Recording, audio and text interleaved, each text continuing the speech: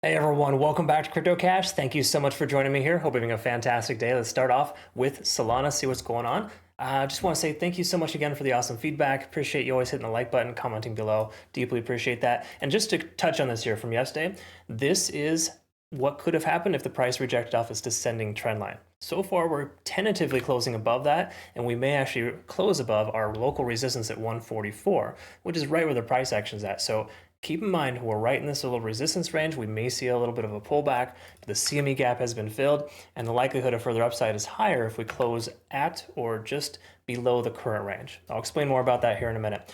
Quickly to note too on the back end, thank you so much for awesome feedback as well. 60% on an SEI long, ETH 45%, and Bitcoin 32%. Held off on Solana just because it was looking a bit on the weak side, but most coins were, honestly, and I didn't want to stack too many longs at once with all the uncertainty in the market. So just make sure that when you trade like this, you don't overtrade. That's a really big problem a lot of folks have.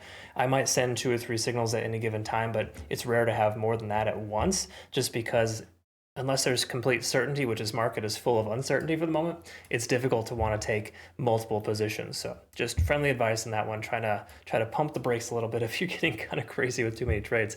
Having said that, 150 is that local area of resistance, both on the macro and the local timeframes, implying rather that we have a significant continuation potential to that level. In other words, we're starting to compress into a range right now at resistance. It's common for the price to break free from that based on the simple fact that volume has shifted bullish. And take a look at this here. It's pretty obvious. We got 2 billion more in longs than shorts. That's what liquidation delta is telling us here, basically, that we have more people taking longs. This is a really good indicator of market strength in the sense of the upside or further upside, because you know that everyone else is taking longs with it and you're not going against the grain. So if you're shorting right now, I would urge caution, because it doesn't make a ton of sense to try to short against that and be some kind of hero.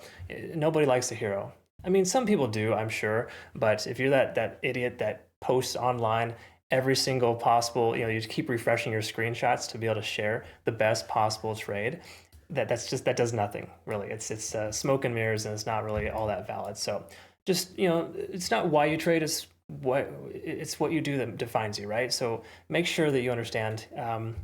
It's important to recognize some of those things I'm talking about. Sorry, that's a sidebar. I should reserve that for other conversations, but I care about my traders, and I just like to make sure that you don't get destroyed because you're trading for the wrong reasons. 155 reinforced here for open interest. That's once again just a resistance, likely short squeeze potential area for our local high.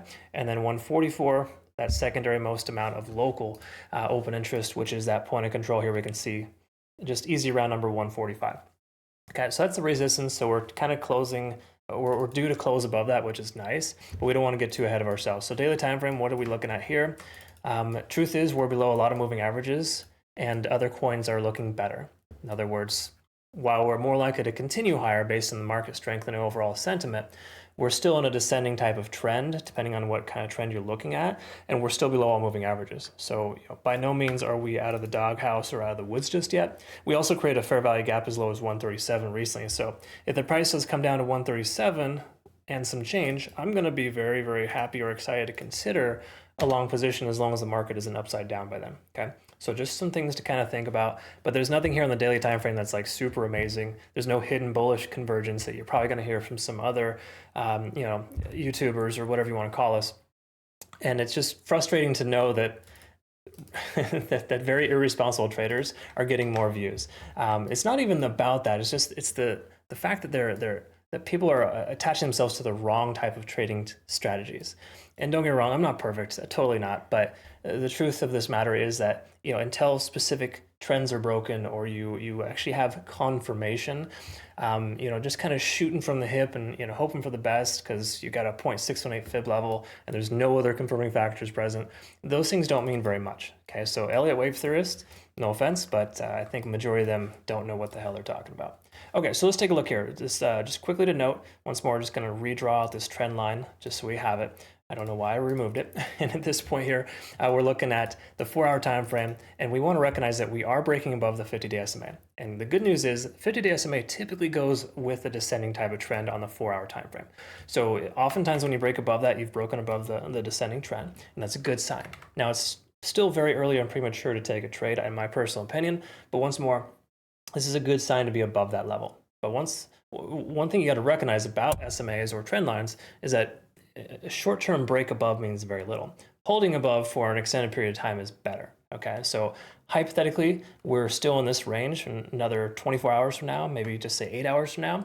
That would be a much better consideration for a long than it wouldn't be. Because a lot of times what happens is these descending trend lines are oftentimes retested before they leg up again because they're trapping late longs. Okay, so just know that that's a distinct reality.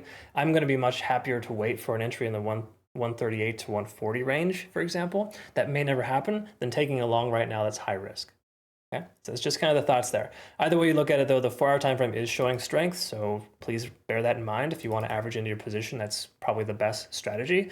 And you can see a lot of confirming factors here. So the 4-hour time frame is looking quite bullish, and if you look at the hourly, I'm pretty sure it'll confirm that we are still in good shape here. We have some support in the low 140 range. So I think the 136 to 138 range is less likely, but if Bitcoin does pull back to just say fill its fair value gap as low as 103, then we will probably see that from Solana. So just bear that in mind. I'm going to wait for a better entry that may never happen. What are your thoughts? Why don't you comment below? And by all means, please hit the like button. People tend to forget to do that. They give me such good feedback and they fail to hit the like button. So you can do that for me every single video. It'd be really, really helpful. Obviously, join us over at Bitunix too, folks. We have phenomenal campaigns every single month. There's a new one starting tomorrow. I'll have more information on that soon. And obviously, Twitter, Telegram, Discord if you want to kind of stay abreast on my playout charts, my short videos, etc. That's all available for you. Okay, have a good rest of your day. We'll see you in the next one. Thanks so much for your time. Take care.